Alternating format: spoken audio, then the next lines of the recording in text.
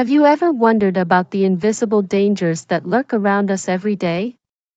In a world where plastic is everywhere, the thought of its impact on our bodies, and even on our unborn children, is both alarming and eye-opening. Imagine this: tiny plastic particles from our surroundings, from the air we breathe to the food we eat, could be passing directly from a mother's body to her unborn child. Yes, recent groundbreaking research is showing that microplastics are crossing over into the fetal environment, reaching critical organs like the brain, liver, lungs, and even the heart. This revelation raises pressing questions. What does this mean for our health and our children's futures? Stay with us as we dive into what scientists are discovering about plastic's impact on pregnancy, and the vital steps we can take to protect future generations.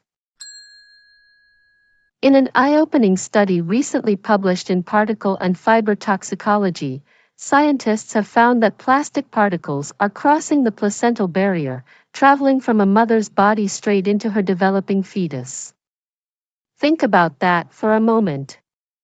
These particles are found in every corner of our lives, from food containers and water bottles to fibers in clothing, and now, they're making their way into the most vulnerable among us.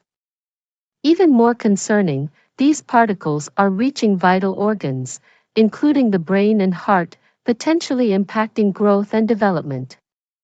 The study has left scientists, mothers, and advocates deeply concerned about the potential risks for babies still in the womb. While we're just beginning to understand what these findings mean for long-term health, one thing is clear: the consequences of microplastic exposure in pregnancy demand urgent attention. Let's delve deeper.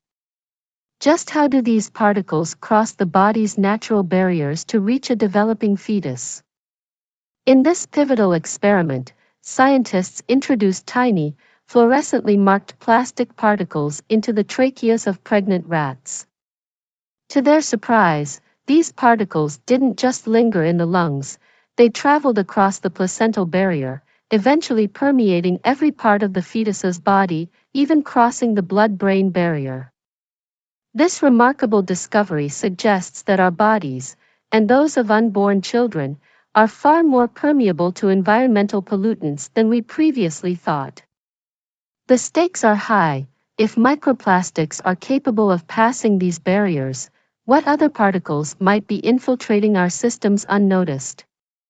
These insights bring a whole new meaning to the importance of monitoring our exposure to plastics, especially for expectant mothers. So, how much plastic exposure are we really talking about? In the study, researchers simulated what an average pregnant human might encounter daily, using just 60% of that exposure to observe the effects. The results were both fascinating and alarming. Not only did the microplastics travel to the fetus, but the affected fetuses weighed 7% less, and their placentas were 8% lighter than those in a control group. A reduction in weight like this raises red flags about the overall health and development of the fetus. These findings hint at a disturbing reality: our daily plastic exposure, which we often overlook, might be affecting unborn children, potentially altering their developmental outcomes. For mothers, this study serves as an important wake-up call. Our choices and surroundings may be influencing our children's health even before birth. The health risks associated with microplastic exposure are only starting to come to light.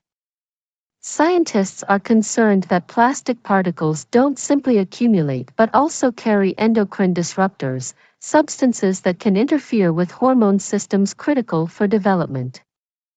Hormones play a crucial role in growth, metabolism, and overall health, especially during fetal development. Exposure to endocrine disruptors can potentially lead to issues like developmental delays, fertility problems, and long-term health complications. The revelation that these particles can lodge in various fetal organs is unsettling, suggesting that the very foundation of health is being shaped by plastic pollution. This information highlights an urgent need for pregnant women and health professionals to consider plastic exposure as an essential aspect of prenatal care. The stakes couldn't be higher. But while we may not be able to avoid plastics altogether, we can take practical steps to reduce exposure, especially during pregnancy. Choosing alternatives to plastic, like glass or stainless steel for food storage, or avoiding heating foods in plastic containers, can significantly reduce the amount of plastic we come in contact with daily. Ventilating your home and using air purifiers can help clear the air of microplastic particles, while cutting back on processed foods also reduces exposure to plastic-wrapped products. This awareness is a powerful tool in taking back control over our health. Advocacy for reduced plastic production and stricter regulations on plastic additives can also make a huge impact in the long term, creating safer environments for generations to come.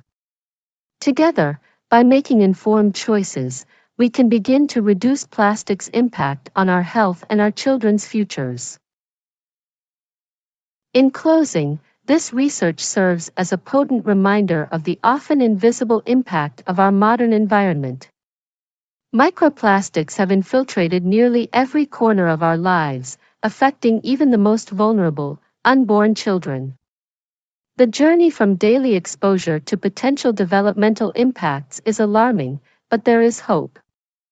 By making thoughtful choices about the products we use, and by advocating for changes that prioritize health over convenience, we can protect not only our health but also that of the generations yet to come. So let's take action, starting with small, intentional changes that will build a healthier, more mindful world for our children and their children.